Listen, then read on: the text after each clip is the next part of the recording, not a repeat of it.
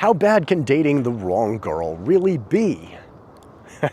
Let me tell you my story, guys. This is a story of about how this little girl 10 years younger than me that had bipolar 1 almost ended my life. I met this girl in community college. We were in health class. She sat in the back. She was a little bit fidgety, had a little bit of anxiety, but she was cute. She was cute, she was single, and I knew that she had very few partners and all of that. And so I walked up to her after I had met her a couple times, talked to her, flirted a little bit. I walked up to her, and then this was during class, okay? I walked up to her during class while the teacher was up giving a lecture, and I wrote my number on a piece of paper on her desk in front of her. I took the paper, stomped on it with my boot, tore it in half, gave her both pieces. She knew exactly what to do with the other piece, and she found me after class and gave me her number, and she called me the next day. It was great in the beginning. It was great in the beginning. Our first date, we went to a park together, and then she took me to In-N-Out Burger. She paid for it. She was adamant about paying for it because her mom had given her $20. It was all the money she had, and she spent it on us. And I found that to be endearing. And she knew that I had a goal to finance everything in life for my partner later on down the road. So I respected that. I found it lovely, okay? So I gave her a lot of leeway later on that she probably didn't deserve, that she definitely didn't deserve. It was about 6 months into our relationship when we were sitting on the porch discussing our celebrity crushes. She told me hers, and I told her mine. And I picked Hermione Granger, the character, okay? Not Emma Watson, by the way.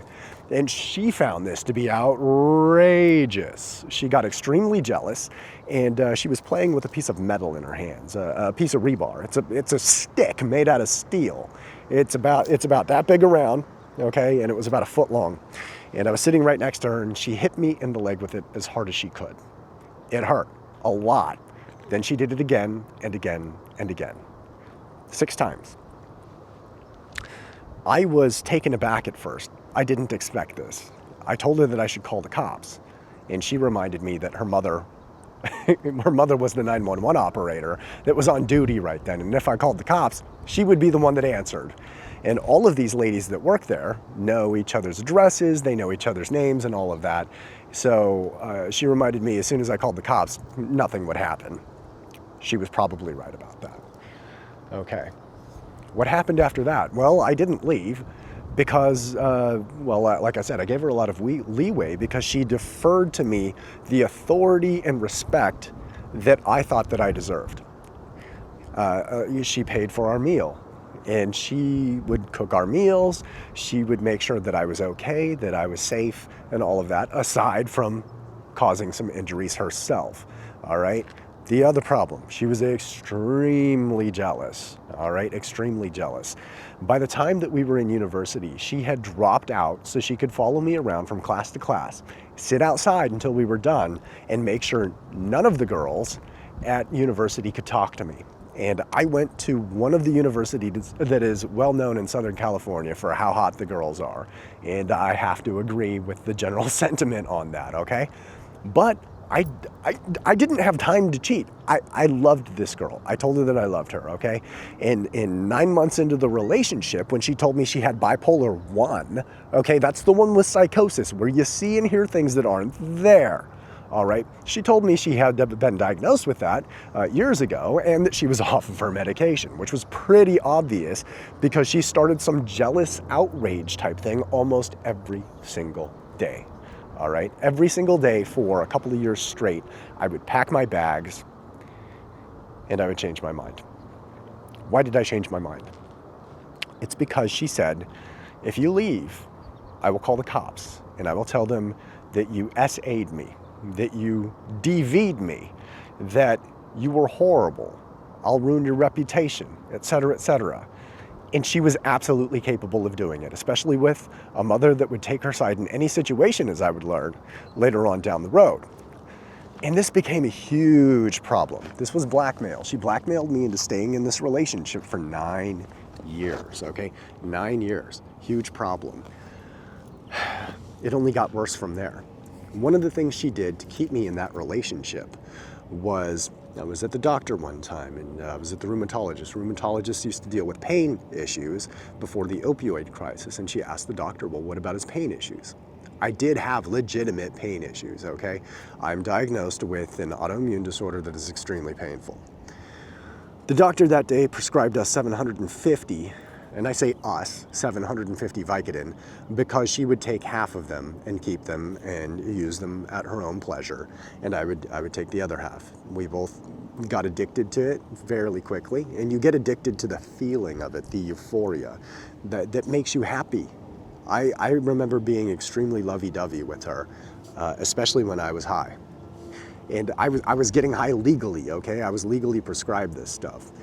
She wasn't, but that made no difference to her, all right? She later on would admit, almost when the relationship was over,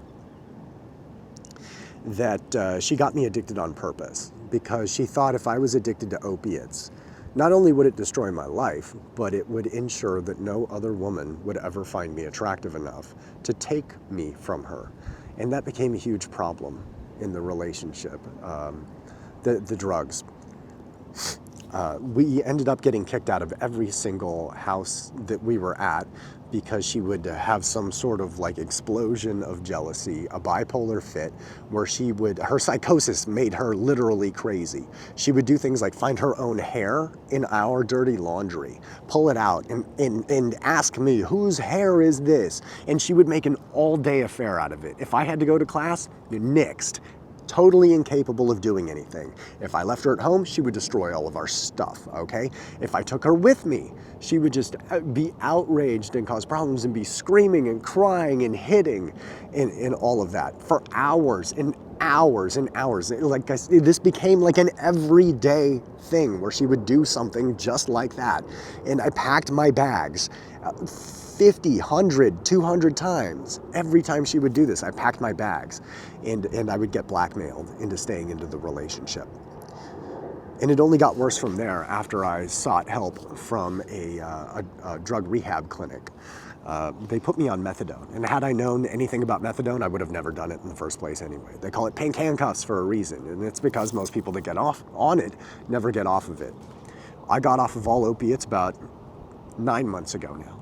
Okay, give me a clap, please. Give me a sub, dude. Heck, you know, like I'm sitting here pouring my heart out. So we ended up living in my car while I was attending university. And because of that, I was forced to drop out. I dropped out of university because this girl was destroying my life. And it only got worse from there. We had no money except for the money that I had saved for us. By not having to pay rent to anybody that we had lived with. We lived with family before that, and then we ended up living in the car. So I'd saved, like $25,000, $30,000 in cash because I had taken it out as part of my student loans. And then my doctor retired. I got a new one that wouldn't prescribe any opiates. And if you've ever been on opiates, once you're on opiates, you're going to be sick if you don't take them anymore. So I started buying opiates off the street. And I ended up spending over $20,000 on opiates within the next year or so. And it became an everyday thing to go try and find somebody who had some legitimate prescription medications. And I was lucky that I never turned to like intravenous heroin or something like that. I was lucky that I was finally able to quit. And I only ever really sourced my drugs for that small period of time before I got to the drug rehab clinic. I became a total shut-in. I lost all confidence in life and all I had was her. And that was her ultimate goal. She made sure that I never saw any friends. She made sure that I never saw my family. She did this through subterfuge and cunning and soft power, female power, toxic female power. We call that toxic femininity, and it's a thing, guys. And this relationship went on for a number of years until COVID hit. When COVID hit, it got interesting. I became sad and sentimental because I found pictures on my computer that were 20 years old. And these photos were of my girlfriend who was, she got pregnant in high school and she got diagnosed with, was it B-cell lymphoma. And she ended up passing away and they had to do a medically necessary abortion And all I ever told my girlfriend before that was I had a friend named Jenny in high school, and she passed away. And after I found the pictures, she was wondering who I was looking at in her jealous outrage, and I didn't want to tell her, but I did. And I broke down, and I told her who it was, and I told her what happened, and I cried in her arms. And that's something that I will never do again, ever. It wasn't maybe a few weeks after that this girl said in a fight where she got jealous that she was glad that she died. She was glad that she was dead and rotting in the ground. And that was the beginning of the end for me, the real beginning of the end, because that hit home, okay? That hit home in a way that getting me addicted to opiates never did. That hit home in a way jealousy never did. This was part of my core being. This was probably the only girl other than her that I ever really loved, all right? And it happened during my upbringing, so it was part of my core identity that she attacked. And a little bit after that, I came up with a plan. I came up with a plan to make myself seem as unsuitably attractive for her to want to continue a relationship with. So I had a plan to abuse other drugs that were prescription drugs in front of her. I had a plan I had the money to pay rent during COVID, but I kept asking her for money to pay rent. I kept asking her to do things that she didn't really like to do. I kept bringing up this ex-girlfriend and fighting with her on purpose. I tried to make myself out to be the most pathetic person that she could ever be with, and it didn't work. It didn't work at all. She loved it all the more because she knew no other girl would have me in that condition. So I got mad at her. I got mad at her one day, and I threw something her direction. And when I did that, she got wary. She got worried about her safety. And after that, I stopped having sex with her for a good 3 months. We had times where I purposely told her that I did not want to have sex with her because she destroyed my ability to even want to be attracted to her. And it was true. And in this instance, I stopped having sex with her because I didn't want her anymore. I just did not want to be with her anymore. I hated her. And that was kind of the nail in the coffin. And I had to ask her 5 times one day, can we end this? And I had to ask her because she was, the blackmail thing was still on the table, where she was saying, I will get you arrested if you try to break up with me. And so I started sleeping on the floor, and I told her that she needed to make arrangements with her family to go live with them because I was going to not be paying rent anymore unless she could pay it. We were going to lose the home, and she was going to have to live in the car with me again. And that was absolutely unsuitable for her, but it didn't really affect her ability to want to be with me still. So a little bit after that, I think she finally understood that I was finished with the relationship. And one day she was out and she was visiting her mother, trying to explain all of this. And I sent her a picture of me using a dating app. And it was a little bit after that the police showed up to the house and arrested me for 5150 on a baseless charge. I stayed in the hospital for 9 days trying to explain to them that I wasn't a danger to myself or anyone else. And my ex-girlfriend told them that I had weapons and all of this, and she was threatened, even though she wasn't even at the house, I threatened her that evening. She hadn't been there all day. And they came at about 1 o'clock in the morning. So that was an interesting sort of experience, and that's how I finally got rid of that girl. But it took me 4 years of therapy now to recover from that relationship to where I'm in a mental state that I even want to date again. Okay. I've done the hookup thing a couple times, and I've understood it's not for me. I can't do it. I refuse to do it. And I feel used, actually, because the girls that hooked up with me and then ghosted me were ones that told me that they wanted a relationship, which is the only reason I did it in the first place. So I kind of understand how women feel after they get ghosted and used. But I don't know if I'm ready for a relationship still. I'd like to make more money than I ideally do right now. So just drop me a sub, please. I would like to make this at least something that I can do and earn something.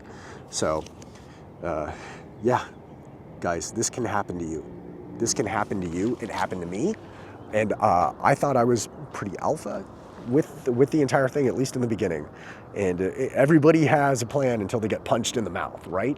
I got emotionally punched in the mouth, and I got blackmailed into staying in a relationship that I didn't want to have.